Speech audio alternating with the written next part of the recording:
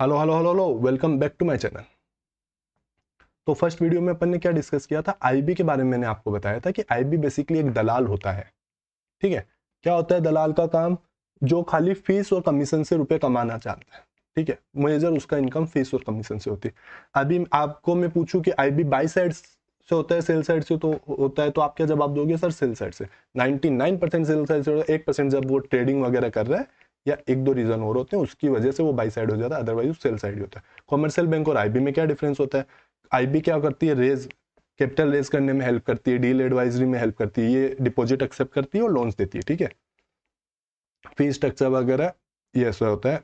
और एग्जांपल्स मैंने बता दिए, ये मैंने आपको बता दिया बाई साइड सेल साइड क्या होता है। फिर आपको मैंने front office, back office, middle office, ये आपको मैंने लास्ट वीडियो तक बताया था। ठीक है, अब अपन स्टार्ट करेंगे कि इनका ना फी स्ट्रक्चर क्या होता है, रेवेन्यू कैसे कमाई जाते हैं, आईबी वाले रेवेन्यू कैसे कमाते हैं।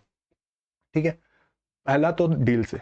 अब डील में भी दो टाइप का इनका कॉन्ट्रैक्ट होता है। एक कॉन्ट्रैक्ट में लिखा होता है कि अगर पूरा डील हुआ ना तभी हम आपको पैसा देंगे, है ना। तो आईबी वाले लोग 6-6, 8-8 महीने एक डील पे काम करते हैं, वो डील नहीं होता तो उनका पैसा ही नहीं मिलता। ठीक है, 8 महीने तुमने एक लाइन पे काम किया और उस पर कुछ पैसा ही नहीं मिला। तो एक होता है फुल सक्सेस, कि ठीक है अगर आपका डील पूरा सक्सेसफुल होता है ना तभी आपको पैसा मिलेगा, अगर सक्सेसफुल नहीं हुआ तो आपको कोई पैसा नहीं मिलेगा। अगर सक्सेसफुल हो गया तो 0.1 से 6%, 5%, 4% जो भी रहता है इतना आपको पैसा मिल जाएगा, depend on the size of the deal. अगर छोटा बिजनेस है तो डील का अमाउंट बड़ा होगा। मतलब अगर मैं आईपीओ के लिए जा रहा हूं, ठीक है, अगर 500 करोड़ का आईपीओ है तो वो बोलेगा कि मैं 1% ले लेता हूं, 5 करोड़ ले लेता हूं। बट अगर आईपीओ है 50,000 करोड़ का तो वो बोलेगा 0.5% भी दे दो तो भी चलेगा। अगर आईपीओ है 1 लाख करोड़ का तो वो बोलेगा 0.1 टू 0.2 भी दे दो तो भी चलेगा। तो जनरली जो छोटा होता है आईपीओ का साइज उसमें वो ज्यादा चार्ज करेगा ताकि उसका एटलीस्ट इतना पैसा तो बन जाए जितनी उसने मेहनत की है। ठीक है, एक होता है कि स्पेसिफिक माइलस्टोन अचीव कर लिया ना आपने तो आपको पेमेंट मिल जाएगा। मतलब सबसे पहला स्टेज क्या होता है कि बायर सेलर आइडेंटिफाई करो। आपके पास कोई भी मर्जर एक्विजिशन के लिए आया, आपको आइडेंटिफाई करना है कि बायर कौन है, किसको बेचना है मेरे को बिजनेस। तो वो अगर आइडेंटिफाई कर लिए तो आपको ना 10 करोड़ रुपए दे देंगे सर हम। बायर आइडेंटिफाई कर लिए तो 10 करोड़ रुपए मिल जाएंगे, है ना। बायर आइडेंटिफाई हो गए और बायर ने ड्यू डिलीजेंस भी बोला कि अरे ड्यू डिलीजेंस की हमने इस कंपनी की, वो भी हमें सही लगा कंपनी, तो हम आपको 15 करोड़ रुपए दे देंगे। ठीक है, ड्यू डिलीजेंस भी हो गया और टर्म शीट भी साइन हो गई कि हाँ अब तो ये बायर इस कंपनी को खरीद ही लेगा, तो सेलर बोलता है मैं आपको 20 करोड़ रुपए दे दूंगा। तो ऐसे भी होता है, पर्टिकुलर जो भी माइलस्टोन अचीव करेगा, अगर बायर आइडेंटिफाई हुआ तो 10 करोड़ ले लेना, ड्यू डिलीजेंस तक कंप्लीट कर दिया 15 करोड़ ले लेना, टर्म शीट साइन हो गई तो 20 करोड़ ले लेना। अगर कॉन्ट्रैक्ट में ऐसा लिखा हुआ है कि टर्म शीट साइन होगी तभी पैसा देंगे, तो टर्म शीट साइन नहीं हुई, आपका ड्यू डिलीजेंस तक काम हुआ तो आपको कुछ पैसा नहीं मिलेगा। तो डिपेंड करता है आपका एग्रीमेंट कैसे साइन हुआ है। ठीक है, दूसरा वो एडवाइजरी देके पैसा कमा सकता है। क्या एडवाइजरी देगा कि कैसे, कि अगर इस बिजनेस में इन्वेस्ट करना है तो करना चाहिए नहीं करना चाहिए, आपको मर्जर एक्विजिशन करना चाहिए नहीं करना चाहिए, करना है तो कितना रुपए का करना चाहिए। ठीक है, आपको अगर इक्विटी इशू करनी है तो कितने रुपए की इक्विटी इशू करो, आईपीओ लाना है, एफपीओ लाना है, कितने का लाना है। डेट इशू करना है तो डेट इंस्ट्रूमेंट कौन सा इशू करूं, कितने रुपए का इशू करूं, कितने परसेंट का इंटरेस्ट दूं। ठीक है, रिस्ट्रक्चर करना है, रिस्ट्रक्चर मतलब दो तरह के रिस्ट्रक्चर होते हैं, इंटरनल रिकंस्ट्रक्शन और एक्सटर्नल रिकंस्ट्रक्शन, है ना। तो रिकंस्ट्रक्शन करने में भी हेल्प करता है बिजनेस को कि आप ना डेट वाला पोर्शन हटा दो या डेट वालों को बोलो कि हम अभी नहीं दे सकते बाद में दे देंगे, तो रिस्ट्रक्चर वगैरह करने में भी हेल्प करता है। और ट्रेडिंग स्ट्रेटेजी वगैरह जो मैंने आपको ट्रेडिंग का बताया था वो वाला चीज। एक बात जो मैंने आपको पहले बता रही कि आईबी जनरली क्या करता है, अपना पैसा इन्वेस्ट करता ही नहीं है, एक ही केस में करता है। अगर वो उसका मेन काम वो कमाता है किससे, कमीशन ऑफ फीस से। इन सब में वो कमीशन ऑफ फीस कमा रहा है, इसमें कहीं भी वो अपना पैसा नहीं इन्वेस्ट कर रहा, है ना। अपना पैसा कहीं इन्वेस्ट नहीं किया। जैसे बैंक, कॉमर्शियल बैंक अपना पैसा वो इन्वेस्ट करती है क्या? उसको लोग पैसा देते हैं कि सर ये मेरा डिपॉजिट, है ना, और वही उसको लोन दे देती है, लोन देती है 12% में, डिपॉजिट जो डिपॉजिट करता है उसे 5% देती है, 8% देती है।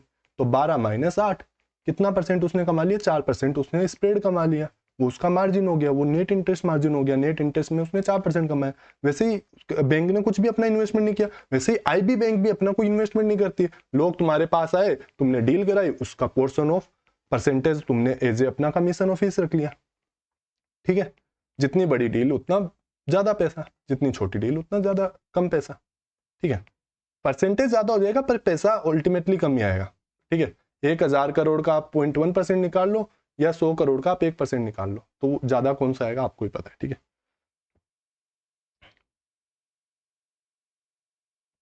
अब आईबी फर्म्स कौन सी अवेलेबल है, आप कहाँ कहाँ आईबी के लिए जा सकते हो, तो बेसिकली ये होती है फर्म, है ना।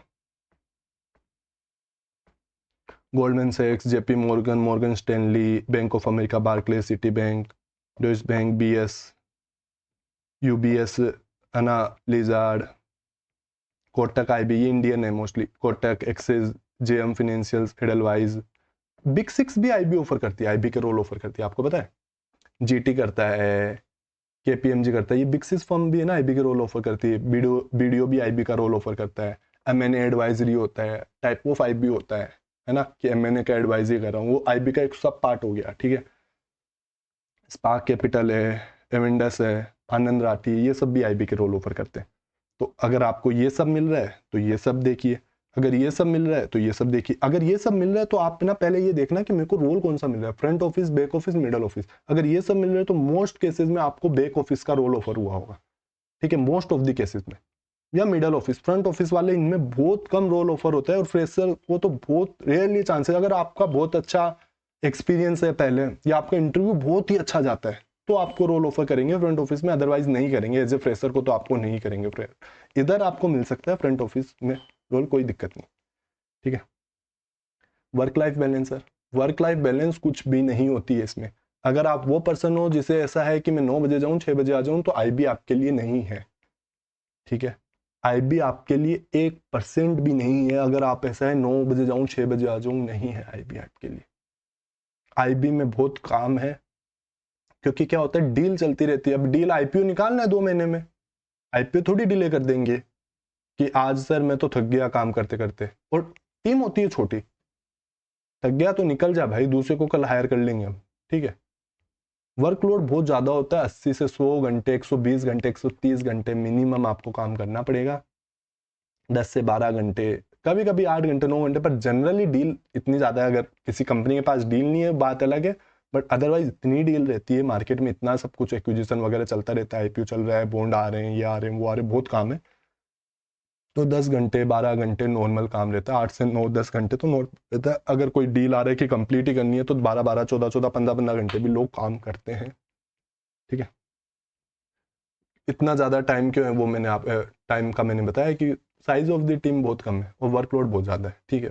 काम है इतना सारा और टीम है इतनी सी उसके लिए, ठीक है। सैलरी स्ट्रक्चर, बहुत पैसा है। आप ज्वाइन हो गए एज एनालिस्ट, 3-4 साल बाद में एसोसिएट, फिर आप वीपी, फिर डायरेक्टर या ईडी, एग्जीक्यूटिव डायरेक्टर, फिर एमडी। एसोसिएट एनालिस्ट की सैलरी 10 से 20 लाख डिपेंड करती है आप में पहले कितना एक्सपीरियंस है, आप कितना पैसा और ले सकते हो, ठीक है। ये सब कुछ डिपेंड करता है उधर से, ठीक है। आपका कम्युनिकेशन कैसा है, आप इंटरव्यू में अपना साइड रख पा रहे हो नहीं रख पा रहे, आप नेगोशिएट कर पा रहे हो नहीं कर पा रहे, सब कुछ उस पर डिपेंड करता है, आपका कितना भी पैसा हो सकता है, ठीक है। फिर एसोसिएट, फिर वीपी, फिर डायरेक्टर, फिर मैनेजिंग डायरेक्टर, 2.8 करोड़ से भी ऊपर, ठीक है, 2.8 करोड़। और इसके अलावा बोनस अलग है। अब बोनस कैसे होता है आईबी में, अगर तुम्हें पता हो तो, अगर मान लो मेरी सीटीसी है 50 लाख रुपए, ये मेरी बेस सीटीसी है ना, इस पे मेरा क्या लगेगा, बोनस लगेगा। अब बोनस कभी हुआ 50%, मतलब क्या हुआ 50% का, 50 लाख का 50%, तो कितना हो गया 25 लाख। तो आपको 50 लाख प्लस 25 लाख 75 लाख रुपए मिलेंगे। कभी कभी क्या होता है, 50 लाख का सीटीसी और बोनस हो गया 200%, मतलब 100 करोड़ रुपए और मिलेंगे, 1 करोड़ रुपए और मिलेंगे, या 100 लाख रुपए आपको और मिलेंगे एक्स्ट्रा, तो अब आपका CTC कंबाइन कितना हो गया, आपका 1.5 करोड़ का CTC हो गया।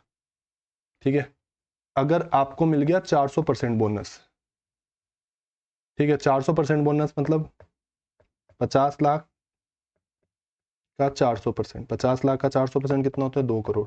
तो आपकी CTC होगी 2.5 करोड़ रुपए। 100% बोनस, 80% बोनस, 200% बोनस भी मिलते, और कोई कोई साल कुछ परसेंट बोनस भी नहीं मिलता। डिपेंड करता है आपने कौन सी डील करा दी। ठीक है, एक साल के अंदर आपने बहुत खतरनाक डील करा दी, आपको बहुत सारा बोनस मिल रहा है। ठीक है, आप जिस साल गए उसी साल बहुत बड़ी डील चल रही थी, वो बहुत बड़ी डील हो गई, तो आप जिस साल गए उस साल आपको पैसा मिल गया। ठीक है, फिर अगले साल आप निकल गए। ठीक है, ऐसा भी होता है, बहुत कॉमन प्रैक्टिस है। ठीक है, एग्जिट अपॉर्चुनिटी आप पी में जा सकते हैं। आपने IB में काम कर लिया तो P, VC, hedge fund, corporate strategy roles है ना। फाइनेंशियल मॉडल वगैरह की थोड़ी बहुत नॉलेज होनी चाहिए आपको। आपको कम्युनिकेशन स्किल्स आपकी अच्छी होनी चाहिए थोड़ी। ठीक है, आपको एनालिसिस बहुत अच्छा होना चाहिए आपका। आप ऐसे बंदे हो जो एनालाइज कर पा रहे हो चीज़ों को खुद से, किसी की हेल्प नहीं लग रही, कोई बताने वाला नहीं होगा आपके ऊपर, हर चीज़ आपको बताएगा नहीं, खुद को आपको सोच सोच के काम करना पड़ेगा। वर्कलोड बहुत ज़्यादा होता है। अगर आप काम करने के लिए तैयार हो तो आप IB में जाओ, अगर नहीं तैयार हो तो आप उधर सर्वाइव भी नहीं कर पाओगे या निकाल देंगे। सर कैसे हमें रोल मिलेगा IB वगैरह के लिए, तो सबसे बेस्ट है लिंक्डइन पे जाओ। जो भी उधर कोई भी कंपनी में IB में काम कर रहा है उसको रीच आउट करो, उसको मैसेज लिखो, एक पर्सनलाइज मैसेज लिखो कि हमें इस कंपनी के IB में इंटरेस्टेड हूँ मैं, कोई रोल वगैरह होगा ना प्लीज़ लेट मी नो। या जॉब सर्चिंग पोर्टल है बहुत सारे, Naukri.com, मॉनिटर, उधर जाओ, उधर से जॉब सर्च करो। या लिंक्डइन का एक सेक्शन होता है जिसमें जॉब्स की पोस्टिंग होती है, अगर उधर कोई मिल रहा है तो उधर। जब भी आप GD आए आपके पास, पहले सबसे पहले JD देखो कि मेरे को रोल कौन सा ऑफर हो रहा है।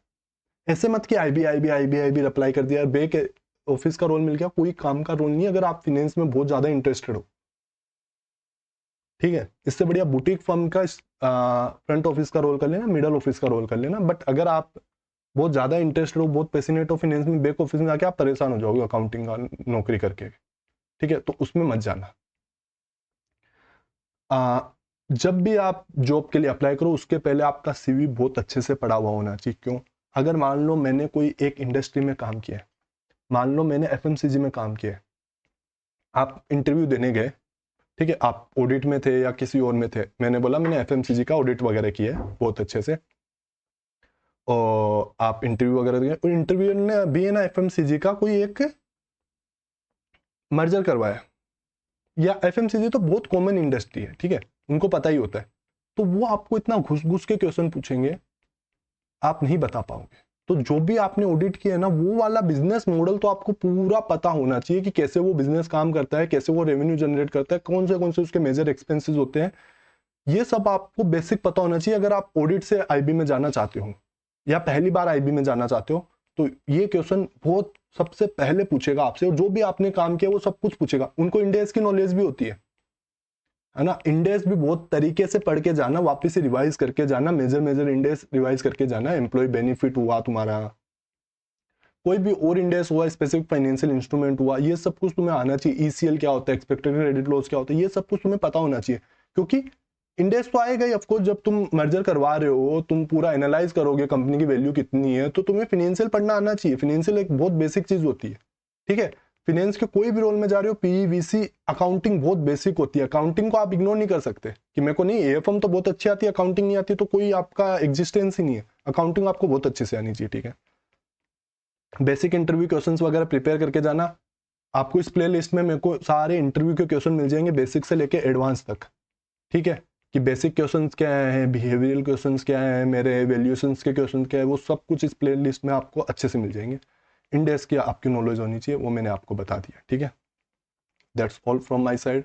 वीडियो अच्छा लगा हो लाइक कर देना, कमेंट कर देना। लाइक कमेंट से क्या होगा, लाइक से रीच बढ़ेगी, वीडियो को किसी दूसरे लोगों के पास जाएगा। कमेंट से क्या होगा, मेरे को पता लगेगा आपको वीडियो अच्छा लगा है नहीं लगा, फ्यूचर में आपके लिए ऐसे वीडियो बनाऊं या नहीं बनाऊं। ठीक है, क्या पता आप वीडियो बहुत यूट्यूब पे सर्च कर रहे हो, मैंने वो प्लान कर रखा हो, मैं इस चक्कर में नहीं बना रहा हूँ कि यार क्यों मेहनत करूँ फालतू में। अगर आपके इसमें अच्छे कमेंट्स लाइक होते हैं, वो मोटिवेशन देते हैं किसी को भी कि यार मेरे को बनाना चाहिए। वो वीडियो बनाया था ना, वो 10 लोगों को हेल्प किया, वो बच्चे इधर उधर परेशान हो रहे थे, उन्हें कोई एक अच्छा वीडियो नहीं मिल रहा था। ठीक है, एक अच्छा से वीडियो इनके लिए बना देता हूँ। तो अगर वो आपको मिल गया तो आपका फ़ायदा, और आपको तो फ्री में मिल रहा है, कोई चार्जेस तो मैं ले नहीं रहा हूँ। तो लाइक कमेंट कर दो, दोस्तों के साथ शेयर कर दो और सब्सक्राइब कर लो ये चैनल। ऐसे ही वैल्यूएबल कंटेंट आते रहेंगे फ्यूचर में आपके लिए, बहुत अच्छे से मेहनत करके मैं ये सब कुछ लाता रहूँगा। अगर कोई आईबी के लिए इंटरव्यू देने जा रहा है, ये वीडियो उसके पहले देख रहा है, ऑल द वेरी बेस्ट। अगर और भी कोई भी डाउट हो तो आप मेरे को रीच आउट कर लेना। ये पीडीएफ वगैरह चाहिए हो तो ये टेलीग्राम चैनल का क्यूआर दिया हुआ है, आप इसको स्कैन करें या डिस्क्रिप्शन में भी लिंक डाल दूंगा, उधर से आप ज्वाइन कर लो टेलीग्राम चैनल, उधर से ये डाउनलोड कर लो। कुछ भी क्वेरी वगैरह हो वो भी कमेंट बॉक्स में डाल दो अपना, कुछ भी स्पेसिफिक समझना हो फाइनेंस के रिलेटेड वो भी आप मेरे को कमेंट बॉक्स में बता सकते हो। डेफिनेटली ट्राई करूँगा आपके लिए, मैं एज सुन एज पॉसिबल आपके लिए वीडियो में रिकॉर्ड कर दूँ।